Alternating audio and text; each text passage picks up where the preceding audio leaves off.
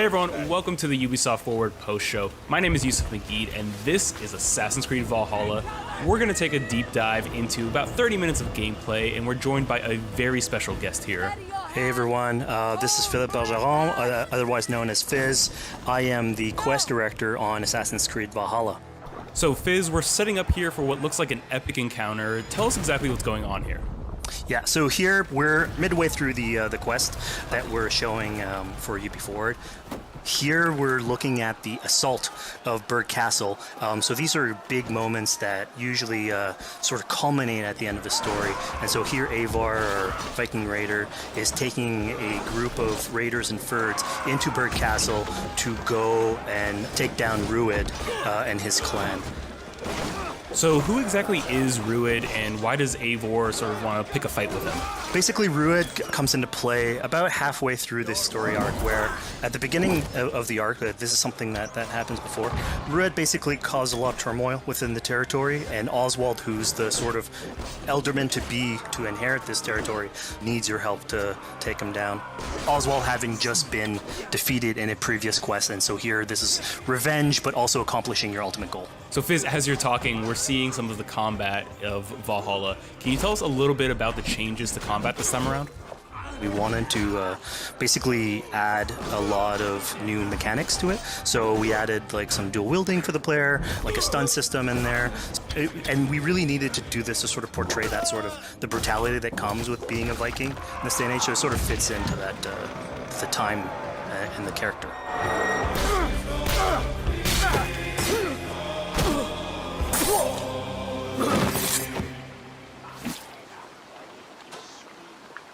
Oswald. He lives. Oswald lives! Eivor, is that you? Shut your ass, twig spine.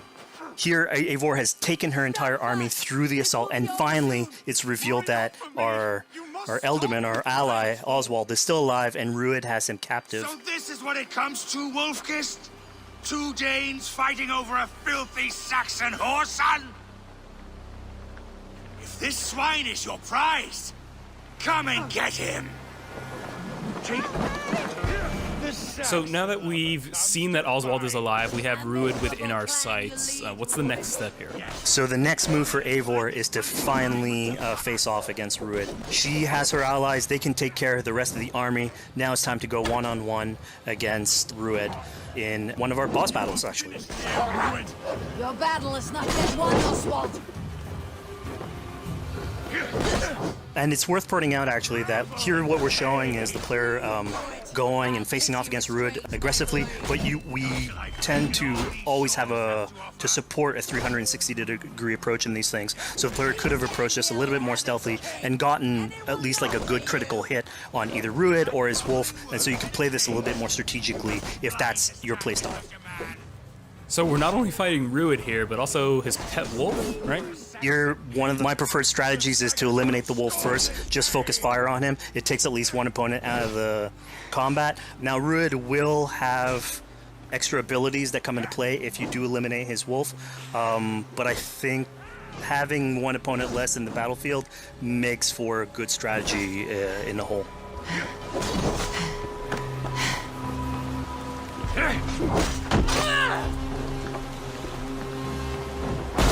Your efforts. Only the cold dark of Niflheim awaits you. Valhalla is my destiny. That fate will not be met today. Why does they should be ruined, Wolfkist? Made thralls, not treated as equals. We are better than this. Than all of them. Do not drag me down to the sewage you wallow in. Why does a Dane fight tooth and nail for a Saxon? You throw in with these wastrels? These arrogant swine? Eivor, no! He should be tried before God, a lawful assembly. Alright, so we've defeated Rued, we freed Oswald. What comes next? Oswald, in this case, prefers for Rued to be kept alive, and so you basically have to choose, are you going to go against his wishes or stay true to your nature? So we have this choice to make, but before we get into that, I want to rewind a little bit because we just did this big, grand assault, but Eivor couldn't have done it alone. She clearly had to recruit some folks along the way, get some troops, get some allies. So let's actually rewind and see how we went about first gathering those troops. Right. So when coming up to an assault, it's a game of numbers. Eivor can go into pretty much any location and be a stealthy Viking, eliminating some of the assets, which ultimately would be a strategy. You can do that, and you'll have some of the ingredients or of the assets there that will have been sabotaged, but you still need an army. So here what we're seeing is Eivor going around the countryside and raising what we call a fyrd, which is the men and the women of the territory who come up and fight in the name of a king. So here Eivor is going around and trying to convince people to fight in the name of Oswald to finally take down the oppressor that is Rued. Defending East Anglia, defending you. Will you not do the same? What? Die in defense of a lost cause? Yeah, so she's really using like the image and like the leadership that Oswald had, what he meant to the people in his name. She's going to recruit these people. Pretty words, Dane. But the men of Theovard have their own battles to fight. So we're told by this Reeve that there are troops, there are allies that he could add to our cause, but first we sort of need to do him a favor, is that right? Yeah, so obviously these people have been run down by Rued and the impact he's had on the territory, so I think a lot of these people have sort of lost hope. And so you need to show them that there is hope. And so here Eivor is basically helping them take back one of their prized locations by taking a couple men and raiding a nearby township, basically taking it back for the people and showing that there's a reason to continue fighting and then get them on your side.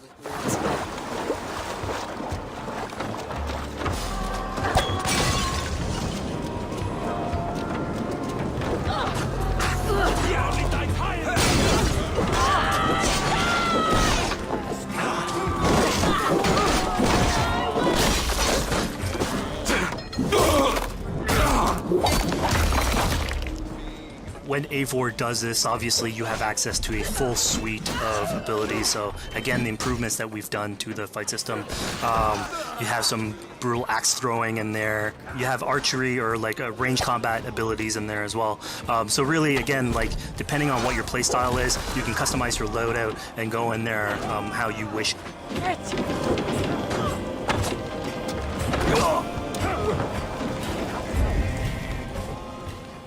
Fizz, we just saw this giant pulse go out. What exactly was that? So that is what we call the Odin sight. The Odin sight is basically our interpretation of the eagle vision from previous games, and we thought it was good to sort of bring that back. It's basically Eivor's intuition. It's how she perceives the world. When player uses that, it'll highlight basically interactive objects, like things that will bring her an advantage. So we'll have arrows, like health consumables that are in there. So it really is like a good way of sort of understanding the world and showing you like things that you can go and touch. Yeah, I mean, speaking of things we can touch, we just picked up this awesome new weapon. It's something we wanted to play with on Assassin's Creed Valhalla, where we have fewer weapons in the game, but you can invest in them more, so they become your weapon. And so depending on what your preferred playstyle is or your preferred weapon type, then you can go and choose, I'm gonna fight with this weapon and invest heavily into that. Not only are we looting weapons, but we see something here called the Book of Knowledge. Can you tell us a little bit more about that? They unlock skills for the player. So here you can see the Valkyrie dive that has just been unlocked. We have these spread out throughout the world, so again, to promote exploration and discovery. As you travel through the world and you explore locations, you can find these books that will add abilities that you can go and invest in, put into your loadout, then go into the different locations with the different quests in the game and use those depending on what your playstyle is. Now we've recaptured this village, we've secured more troops for our assault. Let's jump back now and figure out what we want to do with Rued.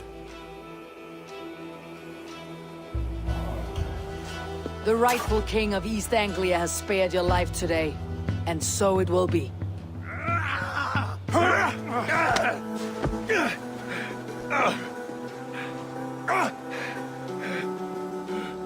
Compassion is a virtue suited for anyone, Eivor, including you. Thank you. Eivor decided to let him live. Rued is really angry about that. Being a Norse Viking, being put to the death in battle is your road to Valhalla, so he was basically denied access to Valhalla in this situation. Obviously, all of these decisions come into play later on in the game, so we have very difficult decisions for the player to make. We didn't want to have easy decisions. Yeah, you know, when I was playing, I decided to listen to Oswald and spare Rued's life, but what exactly is the relationship like between Eivor and Oswald? So the relationship between Eivor and Oswald is an alliance. It's basically Eivor is surrounded by territories that initially getting into England are hostile towards her, and obviously if you want to set up a new settlement, you want to make sure that your neighbor is friendly. So here in East Anglia, Oswald is the man for the job, where putting him into a position of power would help her sort of secure her territory. So earlier on to the territory, Eivor comes in here, meets Oswald. The problems he had with Rued are sort of put to light, and going through the arc, you basically help him deal with Rued and aligning basically Danes with Saxons in one territory. So, Fizz, we've completed the assault, we've gotten our hands dirty with some combat, taken down Rued. We have this big open region of East Anglia, so before we head off to Oswald's wedding, what do you say we head out, have some fun, and see what we can get into in the open world? That sounds great. So we see a cat here with a speech bubble above it, and you best believe if you let me talk to a cat, I'm gonna talk to a cat. Yeah, these are some of our some of my favorite moments actually in the game, where we put out a whole bunch of events throughout the territory. And it sort of rewards, again, exploration, going around. It's a chance for us also to sort of showcase a different side of Eivor. A lot of the quests sort of deal more with like politics and warfare, and this shows a slightly more human nature to her. So it permits us to explore that character a little bit more. And so here, basically, like you're trying to help a kid with his cat, and ultimately get that cat to sort of join your crew as a cat raider. You just said cat raider way too casually. You're telling me I could have a cat Viking raider on my longship? That's exactly what I'm telling you. Oh my god, yes, I love it. Perfect. So yeah, as you're riding around the rivers of England, you would see a cat basically walking around your longship, keeping your Viking raiders company. You know, speaking of the Viking longship, we're seeing some of that gameplay here now. Can you talk a little bit about how that works and functions in Valhalla? Yeah, so starting out on this project, I think the Viking longship is one of the biggest images that we all have when we think about Vikings in our game. And so Vikings had this awesome design for longship that had a very shallow hull, so it permitted them to go very far inland very quickly, and you could basically disembark Viking raiders like on pretty much any shore. We added that into the game, where you can basically sail up to any location and then just decide to disembark with your guys and raid a location, loot all its treasure, get back in the ship, and then continue sailing down the river to your next opportunity. So I know past Assassin's Creed games allowed for songs and things like that to be sung on ships. Will Valhalla have a similar version of that? Yeah, so this is something we actually wanted the crew of your ship to become like your home away from home. So we added stories and songs into the ship. So basically, as the player is going around, you could decide to have your skald sort of sing a song for you as you row down the river. But you can also decide, depending on who the raiders are in your ship, to hear more about their life. So you can actually queue up stories, and they'll give you a little bit more background on who they are. So you get to know your sort of fighters as you're traveling around the world, which is a cool moment. So here we're seeing a bit of a different view. What exactly are we looking at? We had this on previous Assassins, where you would like ride on your horse, and you could pull out, have the horse sort of follow the track. We have a similar thing for the ship, where you can put up your sails. It's cruise control for the ship, so you can pull back, take in the scenery, listen to some songs or some stories, and just take it all in.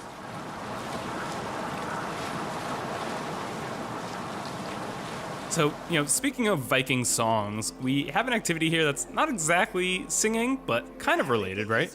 Yeah, so here what we have is what we call flighting, which was an activity that Norse people would partake in.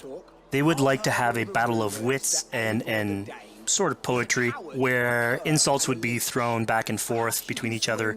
The idea was to try and have a good insult, but also to have a good rhythm and a good rhyme in there. So it's basically a precursor to rap battles.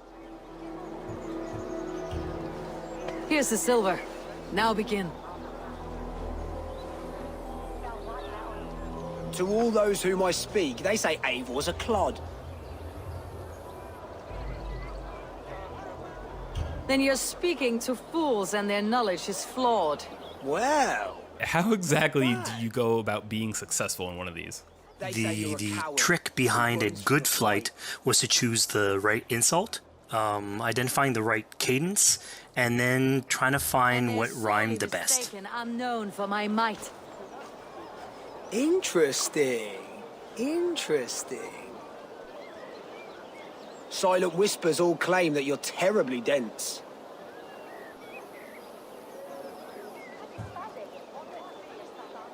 Then you've clearly misheard them. My wit is immense. Oh, you looked out with that one. Well, what a surprise. Eivor of the Raven Clan is a true talent. I'm shocked. Don't believe everything you hear, unless it touches on my flighting. Then heed every word. Take the coin. So now that we've proven our sharp tongue and wit, I think it's time for a bit more relaxing activity. So we're fishing here. Yeah, that's it. So we gave Eivor a fishing line, so you can actually throw out a line and go catch some fish.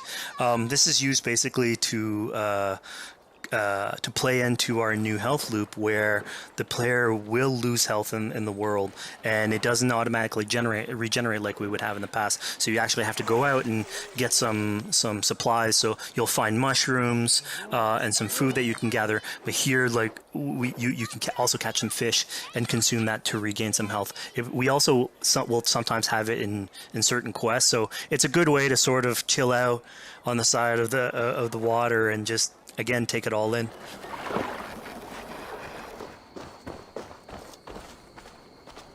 So this is what we call one of our offering altars. So the idea is that you find these around the world and you make offerings to it. So it'll take like animal parts and stuff that you can find throughout the world.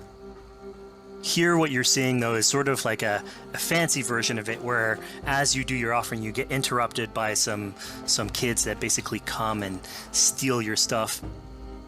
So it's just a way for us to sort of showcase that like the systems and the activities in the world can sort of play in with some quests and some little events. So it's our way to sort of dress up these moments and make it all fit inside the whole experience.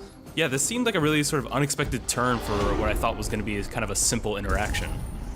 Yeah, and it's really what we were trying to do with these events is to give another dimension to Eivor, other than just, the pure rar Viking or the politician. Because you can imagine at some point that will grow old if you're always telling that version of the character. So it lets us really go into the depth of who is Eivor, what motivates her, how she can interact with the world outside of warfare and politics. But your stealth needs work.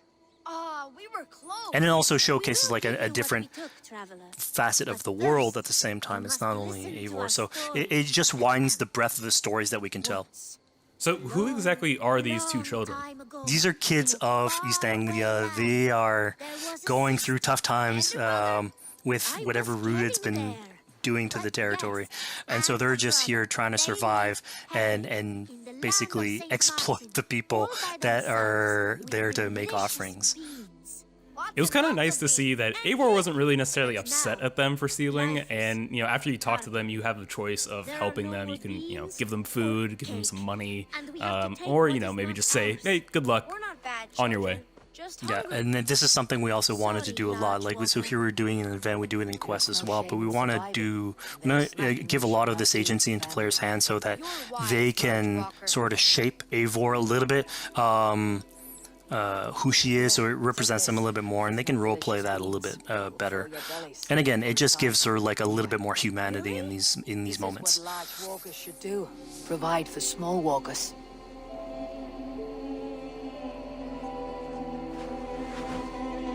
Here, large walker. A necklace. Yes, it's a St. Martin seal.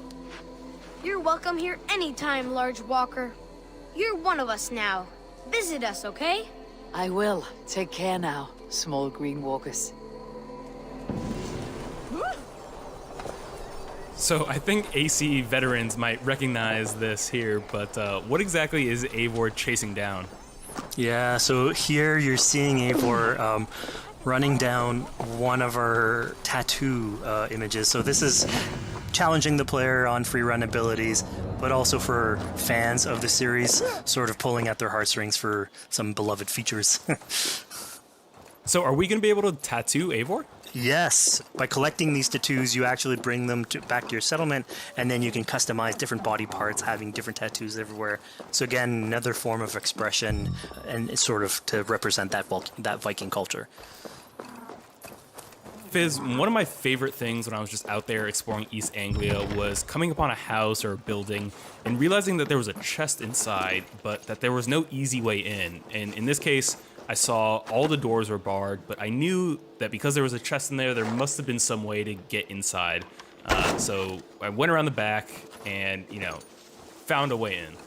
Yeah, I'm glad you actually caught on to that. You're pointing at something that we wanted to work on a lot on Valhalla, where we wanted the exploration to make you feel smarter. So we played a lot with puzzle solving, so making sure that every house that you find sort of appeals to you, like it draws your attention, and then when you want to come and explore, it's not given to you. You still have to work for it a little bit, so it'll challenge you on your observation skills, logic, just trying to find how do I get into this. So we play a lot with level design, quest design to offer challenges to players, and you basically come out of it like with a better feeling for the exploration, but you also get to see more of a story behind any of these locations, which we've crafted. So it gave us a little bit more time to sort of slow down the experience and tell a different version of a story.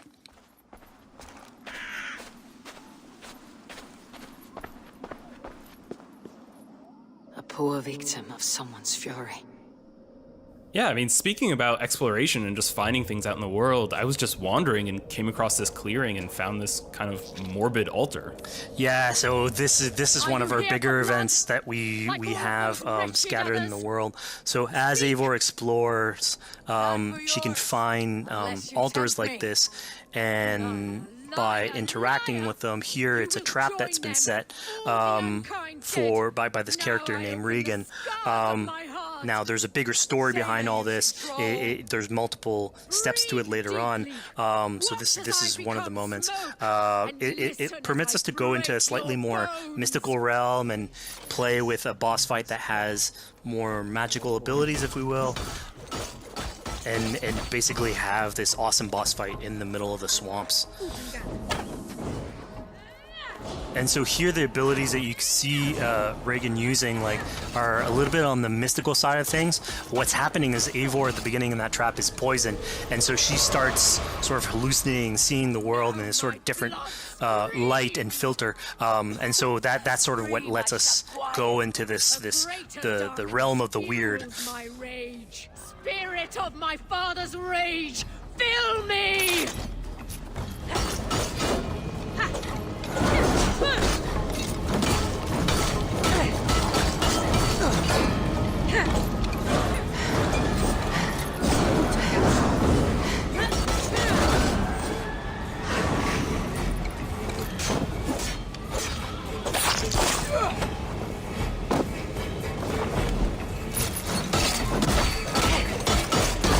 Enough cracking and crunching.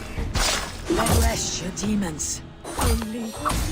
So we just saw here that Regan belongs to something called the Daughters of Lyria. Yeah, that's correct. By finding the other daughters, you'll get a little bit more backstory on who they are, so we don't want to spoil that too much. But it creates like a sort of greater story that is not on the main path in any way, but it is still very rich and adds to the lore of this world and actually plays into history. So we just had a really exciting, really intense boss battle. I think it's time for something a little bit more relaxing and calming now. Yeah, it's all about pacing yourself with the highs and the lows. So here we have a low chill moment of what we call building a cairn. So Eivor, as she explores the world, will find these sort of meditative areas where you have a pile of rocks that you could just stack on top of one another using physics. And I mean, yeah, the ultimate goal is to try and get the highest pile of rocks, but really it's about taking in the sights, relaxing, taking a step back, and just building something. Together we stack stones into cairns. These? Yes. Think of this as a test of mind and wit. Stack the cairn stones high and wide into any shape you like. I mean, you can spend as much time as you want building these things, making them as high as you want, as weird as you want. I'm sure like a lot of these stuff will end up on the internet, like people comparing structures. And the cool thing is that once you've built it and you decide to get out of it, it sort of stays there. And so that's yours, right? And until the moment where you come back and you want to build a new one. It's sort of cool that we were able to give that to players to express themselves. At this point in the demo, we've explored East Anglia, we've met some children, we've broken into a house, we fought a boss, we built a cairn. I think now it's finally time to go and head off to Oswald's wedding. Yeah, so this is the moment it's all been building up to. By the moment you get into the territory, it's sort of like mentioned by Oswald that he's trying to get married with his Dane lady. And so as you go through the arc, that's sort of like the underlying thread. Really, it's about Rued creating turmoil in the territory and helping Oswald sort of get above that and show that he's a good leader. And so you finally, after going through all of that arc, finally get these two together, go through their wedding, and you're invited to attend the ceremony. And then all the activities and fun times that comes afterwards. Yeah, as much as we've seen the brutal side of England, it's nice to see, the joyous side of it as well. Yeah, and it's something we really wanted to play on in Valhalla, where being a Viking is not only about being a raider or a warrior. I mean, there's revelry, there's feasting, there's partying that goes, and like if someone knows how to party, it's a Viking.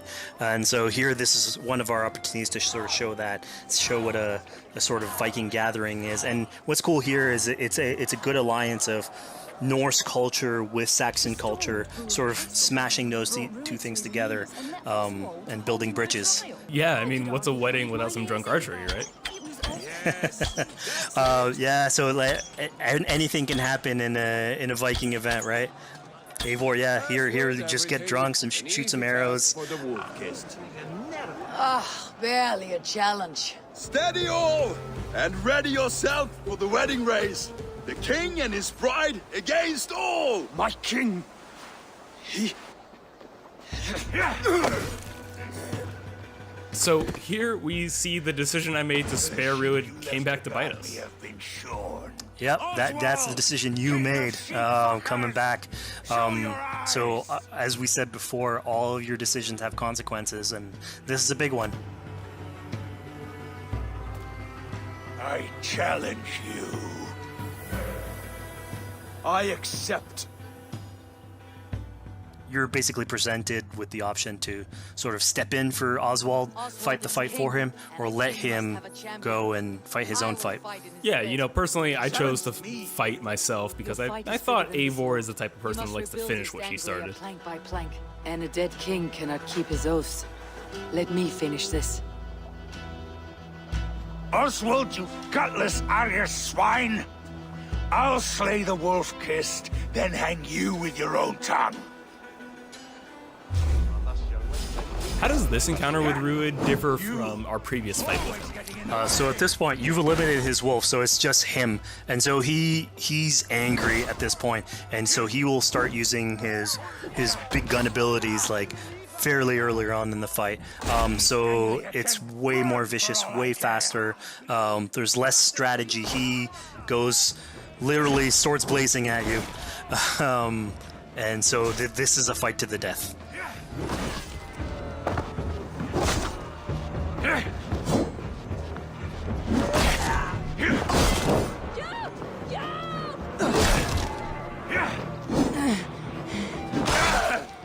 And of course here, like, this is a decision you made to go and fight him, but there's multiple outcomes to this scenario. You could have let Oswald fight his own fight and prove basically his station as the rightful leader.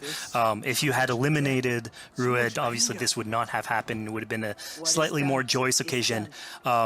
But ultimately, in all scenarios, you still have an alliance with Oswald. He's proven to be the right leader for this territory and to be a good ally for you.